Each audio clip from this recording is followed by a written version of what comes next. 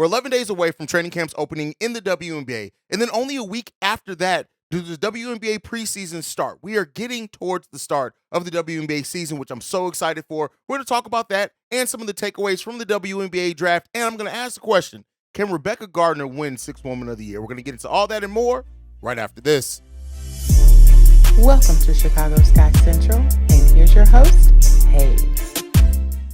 What's going on, Sky fans? Welcome to another episode of Chicago Sky Central. If you want to follow me right off the top, you can do so at CEO Haize. That's CEO Haize. If you want to follow the show, you can do so at Shy Sky Pod on every social media platform. But let's jump into it. So we're a little over a week away from the removed from the WNBA draft. And so that's left some kind of lingering, just thoughts that come out of the draft. And so the first one just is that even though that the draft was fun overall, right? It was a fun draft. It was nice to see the ladies go. And for the draft, to be aired on ESPN and to kind of give the spotlight that they need. But the ESPN draft coverage has to get better, right? They have to get better. And this is not to criticize any one person or one entity, but Holly Rowe does well, right? And I don't mean to take away from it. But the camera crew, there's so much on that for an event that's aired live on national TV that we just need to get together for the WNBA. Some of the things that happen at the WNBA draft would never go down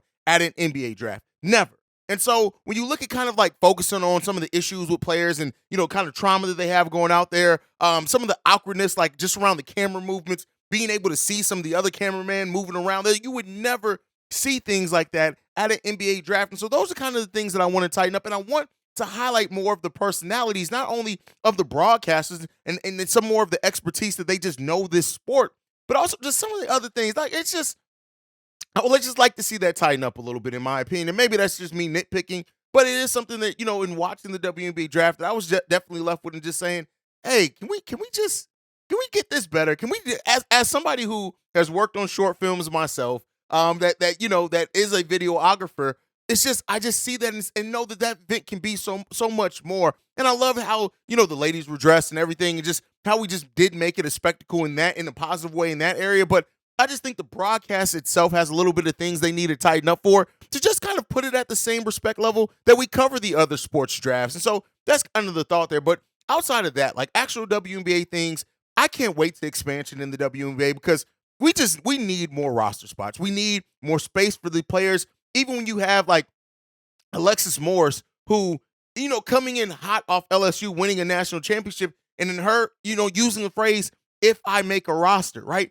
That's just tough. And, that's something that we talk about a lot here at Chicago Sky Central, is just how many first-round picks of the WNBA just don't make the roster, right? And so it's unfortunate, and, it's a common thing and a common place that a lot of first-round picks in the WNBA, maybe they make a roster this season, but who's to say the next season they will be? And that's just, it's crazy, and it's not like they aren't talented, right? And the fact of the matter is that most WNBA owners want more roster spots. They want to be able to pay their players more money. And so, of course, you have to limit it. It has to be according to growth of the league, and I understand all that, right? Can never take away from what that is and where the WNBA currently sits and things like that. But we really need to try to do whatever we can to continue to grow and bring in more revenue to the sport, so we can have more roster spots, so we can have more space for these ladies who are amazing, right?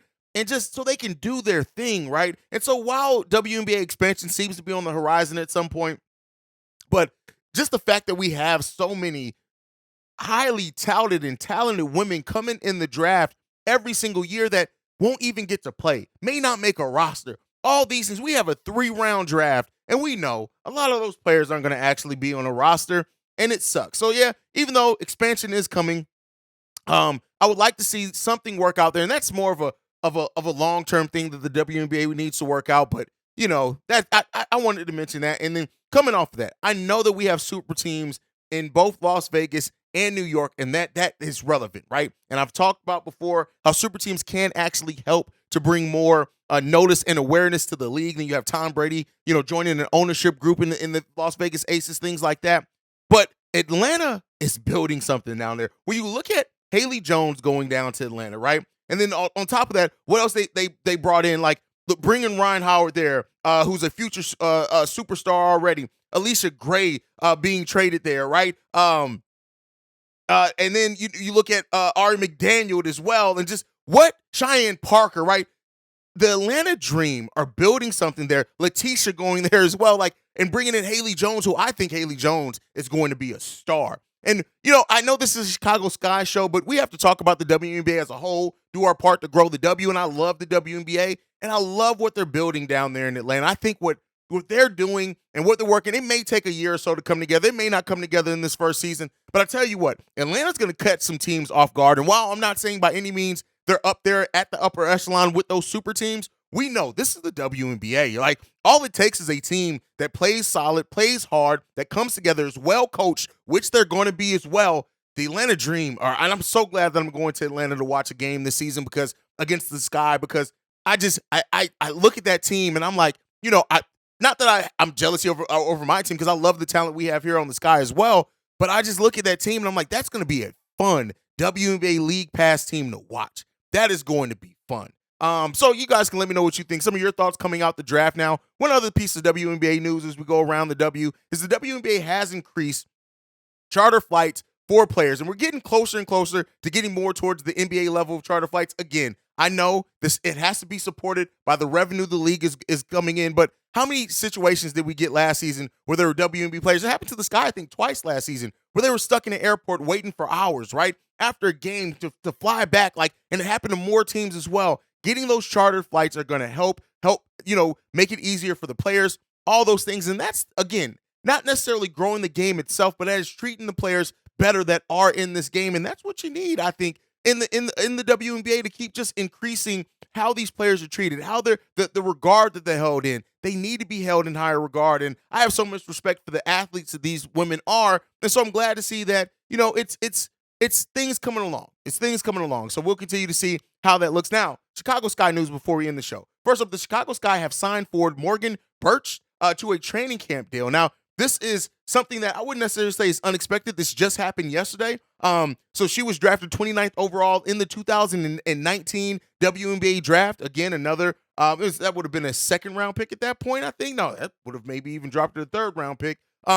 And drafted by Dallas, signing a camp deal with both Connecticut and Dallas in 2021 and 22 respectively. She spent 4 years at UC Davis, and she averaged 18.3 points, 5.2 rebounds in her 4 years at the collegiate level. And so she is a baller, and she can downright score the basketball. So, as the Sky continue to look and try to uncover some things, bringing her into a camp deal may mean something. It may not mean anything in the long run. Like I said, she's had camp deals before, but the Sky are trying to make moves, still trying to figure out a flow of that roster, still trying to bring in as much talent as possible. And James Wade is going to continue to do that for on point and to continue to go. But the main topic that I want to talk about in regards to the Chicago Sky in this upcoming season is Rebekah Gardner. Now, I've already done my season prediction for Rebekah Gardner. I've pretty much gone through the whole roster, so that's not what we're going to do here. But I want to talk about how Rebekah Gardner is in a unique situation to be one of the most valued contracts in the WNBA. Now, we already know in the WNBA, they're not making a lot of money, unfortunately.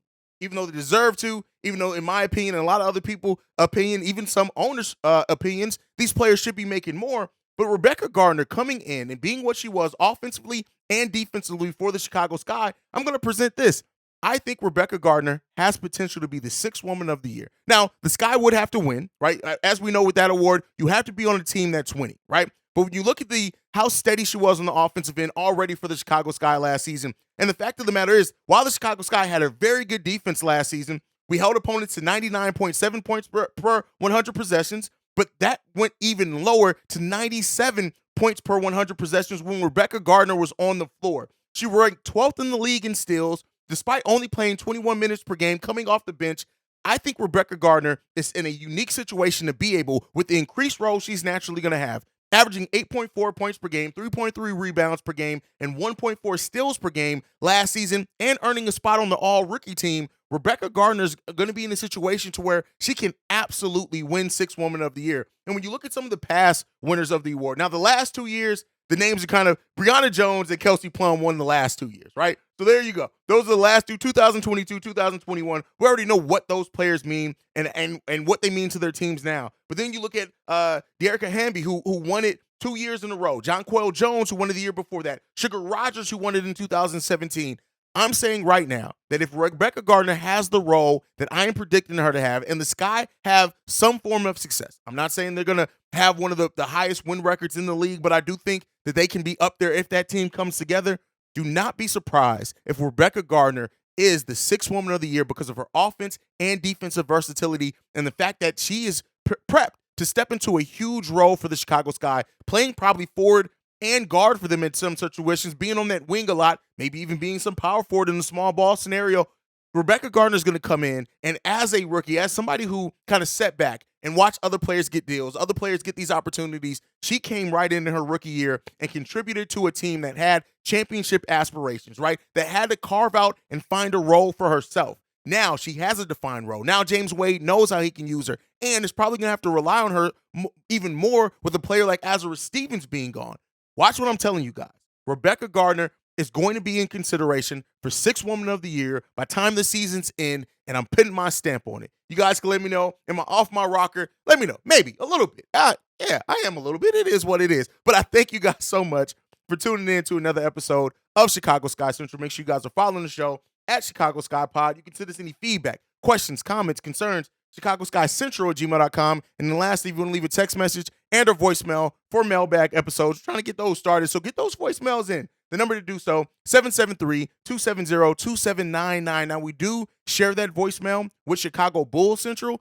If we start getting in a little bit more voicemails and make that mailbag a thing, we'll separate it and get our own number. So go ahead and support it there. Any questions, it doesn't have to be just Sky questions. It could be any questions around the W. So make sure you guys send in support. I want to hear from you guys there. But that is it for me for today, man. I'll see you guys next time I feel like going to Skytown. Peace, y'all. This has been a presentation of the Break Media.